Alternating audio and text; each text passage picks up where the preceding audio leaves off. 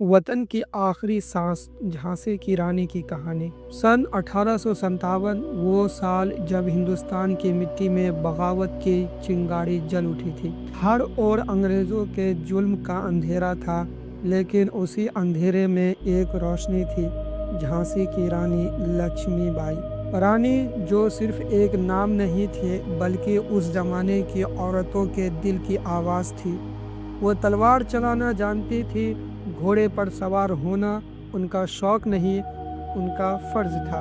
जब उनके पति राजा गंगाधर राव का निधन हुआ, तब अंग्रेज़ों ने डॉक्ट्रिन ऑफ लैप्स के तहत झांसी को अपने कब्जे में लेने की कोशिश की। रानी ने दरबार में खड़े होकर कहा था, मैं अपनी झांसी नहीं दूंगी।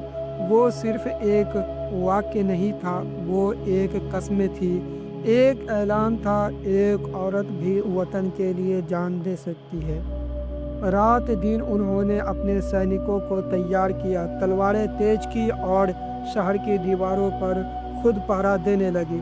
झांसी की गलियों में बच्चों तक को यह लफ्ज़ याद हो गया था, रानी अम्मा नहीं डरती। मार्च 1858 की सुबह थी। अंग्रेज़ों की तोपें झांसी की दीवारों पर बरस रही थी। आग, धुआं और चीखों से शहर गूंज उठा था।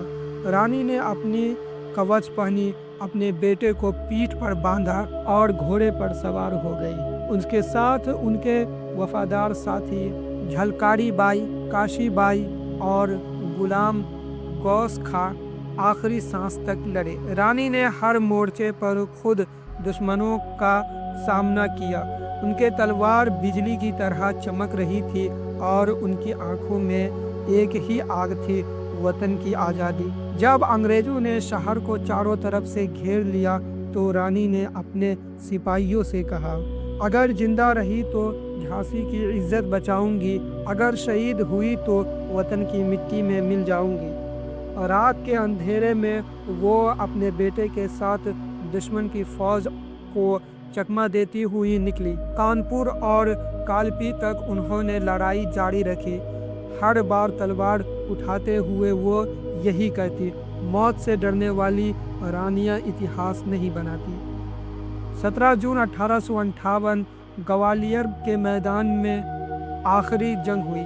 रानी घोड़े पर सवार थी, चेहरा जख्मी था, लेकिन इरादा मजबूत। अंग्रेजी फौज ने उन्हें चारों तरफ से घेर लिया। उन्होंने आखिरी बार अपनी तलवार उठाई और कहा, जय हिंद। तलवार चली, गोलियां चली और फिर रानी गिर पड़ी। उनकी आखिरी सांस वतन की मिट्टी पर टूटी। किसी ने उन्हें एक मंदिर के पीछे चुपचाप दफन किया, ताकि दुश्मन उनकी लाश तक को बेअदब ना कर सके। आज भी जब हवा झांसी के किले की दीवारों से टकराती है, तो ऐसा लगता है कि मानो रानी की आवाज़ अब भी गूंज रही हो, मैं अपनी झांसी नहीं दूंगी। सबक, मोरल ऑफ द स्टोरी, जो अपनी मिट्टी के लिए जान दे देता है, वो मरता नहीं, अमर हो जाता है। रानी लक्ष्मीबाई सिर्फ एक योद्धा नहीं थी, वो इस बात की मिसाल थी कि औरतें भी आज़ादी की नींव रख सकती हैं।